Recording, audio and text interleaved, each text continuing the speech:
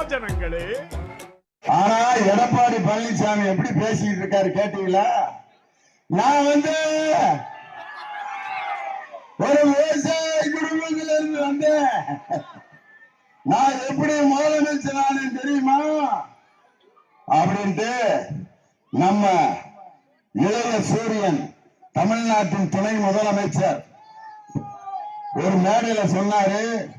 எடப்பாடி பழனிசாமியோட போட்டோவை காமிச்சு, இங்க பாருங்க ஐயா முதலமைச்சரான வரலாறு இதுதான்.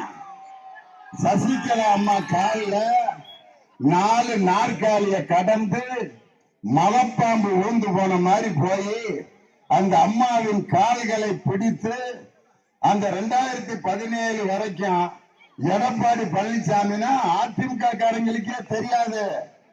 என்னைக்கு சசிகலா அம்மா காலை பிடிச்சாரோ அன்னைக்கு தான் அவரை எல்லாத்துக்குமே தெரிஞ்சிச்சு.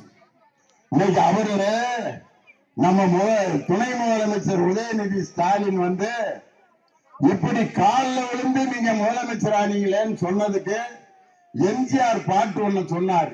எது? எடப்பாடி பழனிசாமி என்ன பாட்டு தெரியுமா? மூன்றெழுத்தின் மூச்சு இருக்கும், அது முடிந்த பின்னாலும் பேர் இருக்கும். உள்ளம் என்றொரு ஊர் இருக்கும், அந்த ஊருக்குள் எனக்கு ஒரு பேர் இருக்கும். அதுல ஒரு வரிய சொன்னார். பதவி வரும்போது பணிவு வர வேண்டும், துணிவு வர வேண்டும் தோழா அப்படின்னு எம்ஜிஆர் பாடினாரு. அதனால பதவி வந்தோன்னா பணிவோட நான் காலில் விழுந்தேன். இப்ப நான் எங்க அப்பா அம்மா காலில் விழுவேன். கடைசி வரைக்கும் எங்க அப்பா அம்மாவை பாதுகாப்பேன். என் குருநாதர் சாலமன் பாப்பியா காலில் விழுவேன்.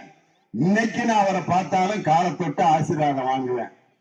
ஆனா நீங்க காலில் விழுந்தீங்களே சசிகலா அம்மா, அவங்களை இப்ப நீங்க பாதுகாத்துட்டு இருக்கீங்களா? அவங்களே உங்களுக்கு எதிராக இன்னைக்கு வேட்பாளரை நிறுத்தி அவங்களே நீங்க கட்சியை விட்டு நீக்கின துரோகி எடப்பாடி பழனிசாமி உங்களை பார்த்து ஓட்டு கேட்க வருவாரு.